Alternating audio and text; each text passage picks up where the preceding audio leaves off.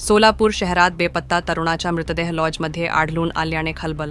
सोलापूर शहरात मागील काही दिवसांपासून बेपत्ता असलेल्या हरीश नावाच्या तरुणाचा मृतदेह एका लॉजमध्ये आढळून आल्याने शहरात खळबळ उडाली आहे।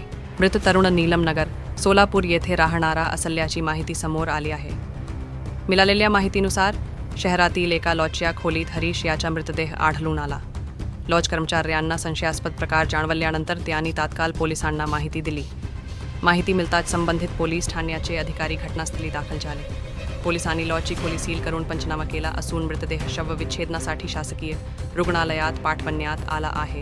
मृत्यूचे नेमके कारण अद्याप स्पष्ट झालेले नाही, मात्र ही घटना संशयास्पद मानली जात असून सर्व बाजूंनी तपास सुरू आहे। हरीश बेपत्ता असताना तो कुठे होता? लॉजमध्ये तो एकटाच होता की त्याच्यासोबत इतर कोणी होते?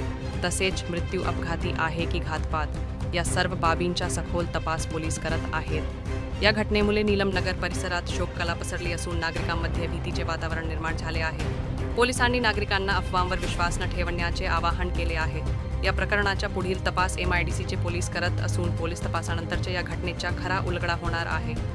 वंदना प्रभाकर बंडी, मी माझा मुलगा जाऊचा मुलगा, 2 नंबर जाऊचा मुलगा आणि मोठ्या जाऊचा सून, त्यांचीच बहीण स्वतः तिनेच माझ्या पोराला आज असं केली। किती त्यांच्या 3दा गेलो आम्ही त्यांच्या घरी मागायला। पोरगं एवढं ते 6 वर्षापासून चाललंय म्हण त्यांचं।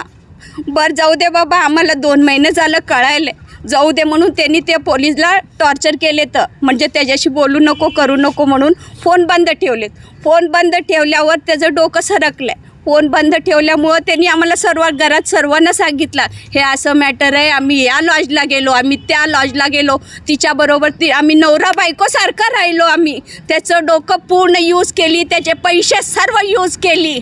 आमची मोठी सून तिने पण सत्यानाश केली, त्या पोराला यूज केली आणि दुसऱ्याला परत बघायले तिला परत दुसऱ्याला पण बघायले त्यांनी आता त्याला यूज केली। संध्या यादगिरी अलवाल या पोरीनं माझ्या मुलाचा जीव घेतला। आता तिला काय केल्याशिवाय मी राहणार नाही। कोण काय करते बघते मी,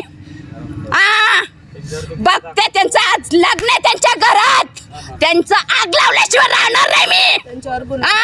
पहिला त्यांच्यावर असं पोरी परत पुन्हा एकदा असं पोरी करू नये पोरांना, म्हणजे ते काहीतरी उपयोग करावं ते कायद्याने त्या पुरीला काहीतरी करावं, म्हणजे दुसरी पोरगी परत एकदा त्या पोराशी तसं करणार नाही।